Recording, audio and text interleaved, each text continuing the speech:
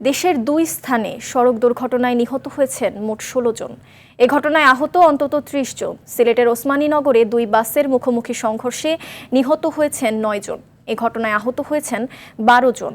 অন্যদিকে বগুড়ার এরুলিয়ায় নিয়ন্ত্রণহীন বাসের চাপায় নিহত হয়েছেন ৭ শ্রমিক। এ ঘটনায় আহত হয়েছেন অন্তত ১৮ জন। প্রতিনিধিদের পাঠানো তথ্যচিত্রে আরও জানাচ্ছেন লামিয়া তানজিন মাহমুদ।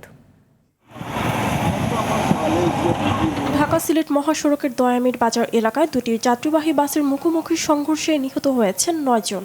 এ ঘটনায় আহত হয়েছেন আরও ১২ জন। এদের মধ্যে কয়েকজনের অবস্থা আশঙ্কাজনক বলে জানিয়েছে পুলিশ। সকাল ৭:৩০টায় এ দুর্ঘটনা ঘটে। আমি যখন আসলাম, গাড়ির ভিতরে ঢুকলাম, তখন মানুষের অবস্থা দেখে আমি নিজেই ঠিক থাকতে পারি না। কাকে দেবেন, কাকে কোন বাসা বলবো, এই আমার বাসা নেই। দুর্ঘটনার খবর পেয়ে স্থানীয়দের সহায়তায় পুলিশ ও ফায়ার সার্ভিসের সদস্যরা আহত ও নিহতদের উদ্ধার করেন। পরে কিছু সময় যান চলাচল ব্যাহত হলেও বর্তমানে মহাসড়কে যান চলাচল স্বাভাবিক রয়েছে।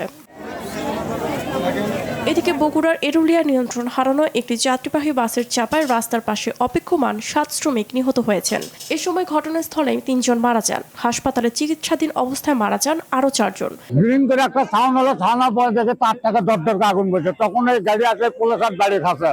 এখানে কামড়া এরকম দিকে লোক থাকে না, এরকম লোক থাকে এখানে, এদিকে যায় ওখানে আসে, ওখানেও লোক মরছে। ভোর ৫:৩০টায় বগুড়া নওগাঁ মহাসড়কের এরুলিয়া সিল্কি বান্ধা এলাকায় এই দুর্ঘটনা ঘটে।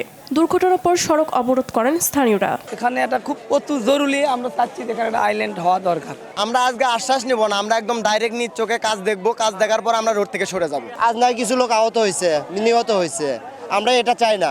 মাঝে মাঝে একটা না একটা লোক মারা যায়।